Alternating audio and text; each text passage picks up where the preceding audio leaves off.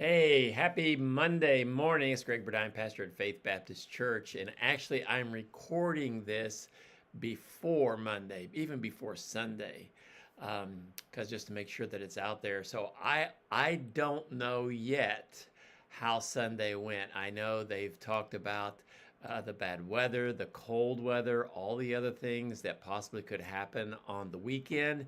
In fact, a lot of my pastor friends throughout the Midwest have canceled their services in anticipation of 12 to 18 inches of snow.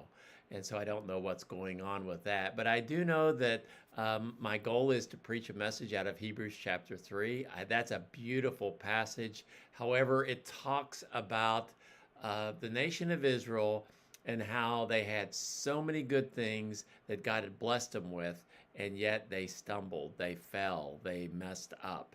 And the title of the message is Faithfulness and Unbelief. And I want to be the faithful person, not the person that is in unbelief.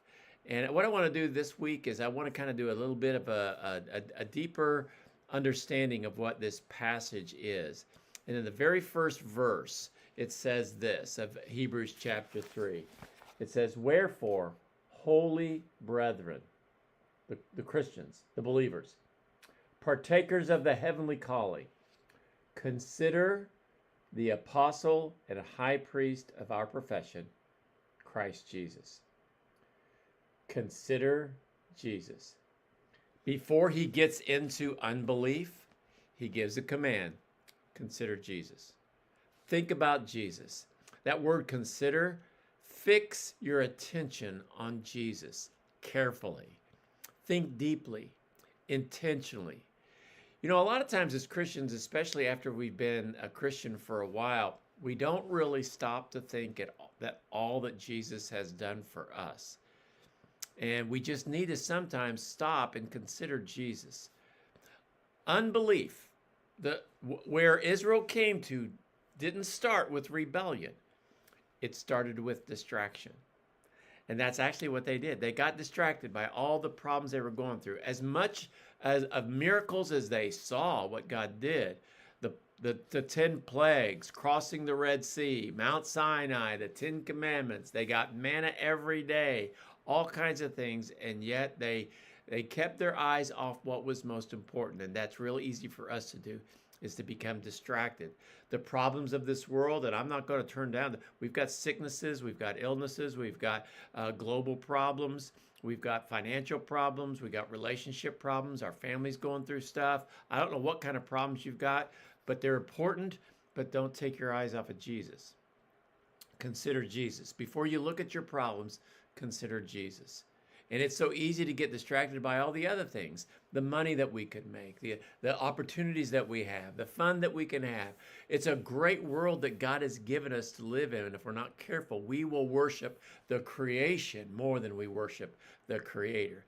When circumstances grow heavy, obedience is a lot more challenging to do. We get distracted and we get out of focus and we start going toward other things instead of keeping our eyes upward, keeping our eyes looking at Jesus. I think it's important to do that.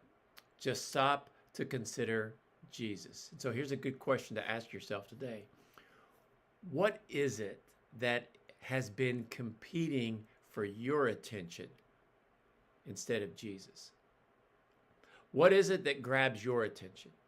And it probably is legit. I've often said and heard the greatest enemy of the best is the good. So it might be something good that's been distracting you from Jesus. And you say, I haven't been reading my Bible. I haven't been praying. I haven't really, but even maybe the time that I've been spending in prayer and Bible reading has not been centered on Jesus. I've been just trying to get through it. So just consider that today as you think, as we begin this week talking about Hebrews 3.